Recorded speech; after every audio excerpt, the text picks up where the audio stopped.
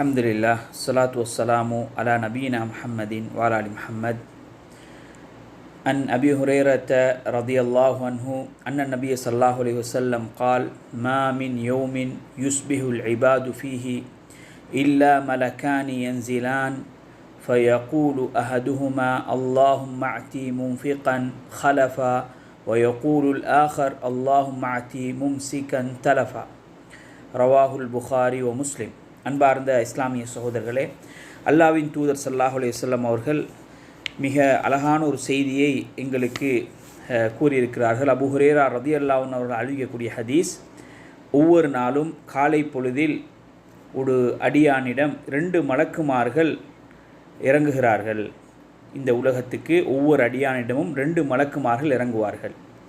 அவர்களில் ஒருவர் சொல்வார், யா அல்லாஹ், இவர் செலவழித்ததில் இவருக்கு பிரதிபலனை கொடு.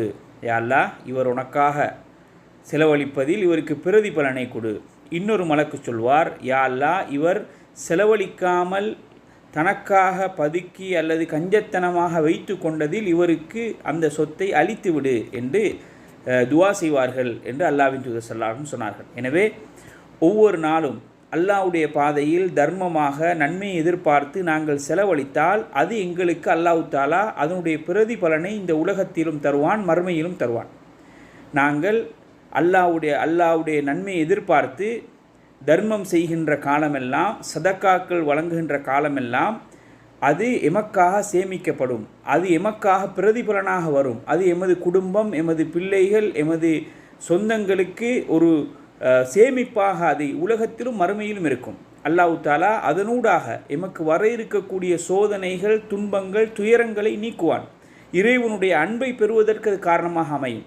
அதற்கு மாற்றமாக அல்லாஹ் தஆலா எமக்கு தந்தவற்றில், தந்த பொருளாதாரத்தில், தந்த நிஅமத்துகளில் நாங்கள் பிறருக்கு கொடுக்காமல், பிறருக்கு செலவழிக்காமல் தடுத்து கொண்டால், கஞ்சத்தனம் காட்டினால் அதை அழித்து விடுமாறு மலக்குமார்கள் 2 மலக்குமார்கள் அல்லாஹ்விடம் பிரார்த்திப்பார்கள் என்ற செய்தியை அல்லாஹ்வின் தூதர் ஸல்லல்லாஹு அலைஹி வஸல்லம் அவர்கள் சொல்லியிருக்கிறார்கள். எனவே எமது அன்றாட வாழ்க்கையில் தர்மம் செய்கின்ற ஒரு பழக்கத்தை நாங்கள் வழக்கமாக மாற்றிக்கொள்ள வேண்டும்.